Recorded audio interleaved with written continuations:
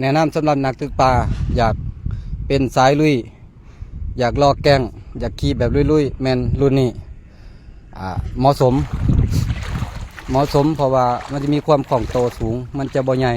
และการเอาไปเอามามันจะง่ายคือเฮาสามารถเอาขึ้นหลังรถกระบะเฮาได้เลยความยาวมันอาจจะยาวกว่านี้เพราะว่าตัวนี้เป็นลำต้นแบบเนาะ เป็นลำต้นแบบเดี๋ยวจะเอา เอาไปล่องอันไหนเบื้องล่อง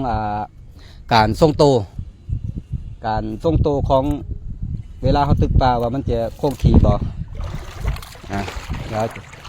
ไปลงบอลเลิกๆนิดนึงนะว่ามันจะโยกเยกบ่จะไปลงให้เบิ้งแต่แป๊บนึงได้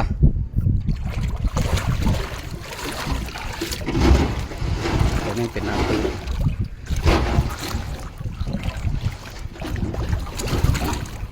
โอเคเนาะนี่บอลเลิกแล้วนี่บอลเลิกแล้วก็คือมันจะประโยคก็คือนางตึกป้าได้สบายเลยตึกป้าได้สบายเลยแต่ว่าสำหรับเพื่อตึกป้านี่มันจะเป็นแวนอยู่3 ช่องเพื่อเปิดเวลาเฮายางขามไปหัวเรือได้นี่คือข่อยมายืนอยู่หัวเรือนี่กระซ้ำเจ้าสิตึกรถนะเขาไปยืนหัวเรือนี่เนาะเพราะว่าท้องเฮามันบ่ได้วี่ถึงขนาดว่าวี่จนเรือโยกเยกเพราะเฮ็ดให้มันพอดีสำหรับ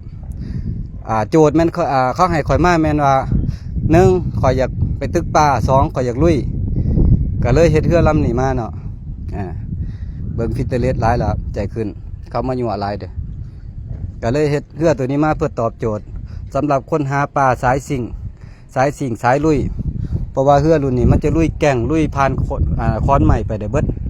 เพราะว่ามันจะมีจุดพิเศษของมันอีกแนวหนึ่งเป็นการไปลุยแบบสายมันนี่เขายื่นนี่เนาะเขายื่นนี่เอาเขาโยกเยกบ่มีปีนบ่มีหยังนี่เขาไปยืนอยู่ลำขางเรือนี่เอาไปยืนขางเรือบางนี่เด้อก็คือสบายเลยถือว่าโอเคสำหรับการหาปลาถือว่าเรือลำนี้ถือว่าผ่านแนะนำส่วนจักนี่จักจะมีให้เลือกอยู่2 แบบส่วนจักเนาะจักจะเอาจักรถใหญ่ใส่กับจักรถเจ็ตสกีจักเจ็ตสกีเนาะถ้าแม่นประหยัดแม่นแนะนำเอาจักรถใหญ่ใส่ถ้าแม่น